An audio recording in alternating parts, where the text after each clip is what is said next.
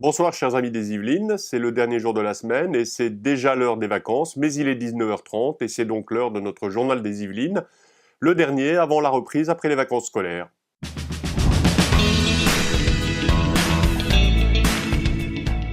Et pour commencer ce petit balayage d'infos du département, en ces temps de triste défiance accrue envers ceux qui arrivent chez nous après avoir fui leur pays, cette belle histoire racontée par la chaîne YouTube du département des Yvelines, dans le cadre de l'opération Défi pour l'environnement, plusieurs migrants du centre d'hébergement de Morinvilliers ont répondu à l'appel du Lions Club pour nettoyer les routes départementales. Défi pour l'environnement organisé par le Lions Club.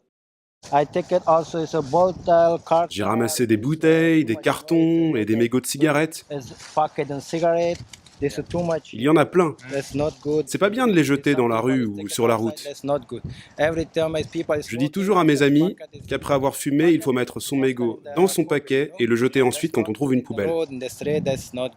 Emmanuel Ray, le patron de la brasserie de la vallée de Chevreuse qui produit une dizaine de bières sous l'appellation Vol Céleste, vient de recevoir le prix du concours Stars et Métiers, organisé par la Banque Populaire Val-de-France et la Chambre de métiers.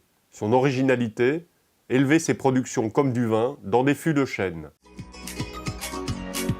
On a créé des bières élevées en fût de chêne. On tâtonne un petit peu, on a fait des essais en différents types de chêne français, on a fait des essais en chêne américain, une bière brune assez forte, assez charpentée, notre blonde triple qui est une blonde, et on a fait différents essais, et on continue.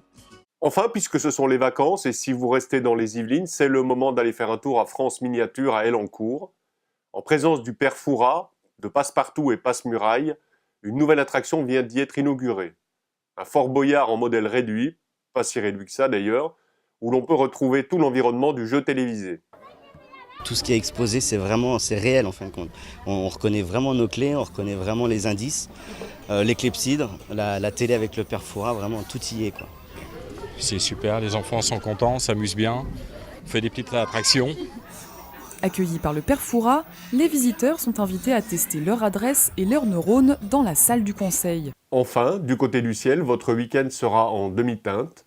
Après un début de matinée où le soleil percera samedi, voiles nuageux et pluies intermittentes seront de la partie. Mais dimanche, le soleil revient entrecoupé de quelques nuages inoffensifs. Les températures restent dans les normales de saison, de 6 degrés la nuit à 16 degrés au meilleur de la journée. Ce journal est terminé, je vous fixe rendez-vous à la reprise après les vacances, le mardi 18 avril.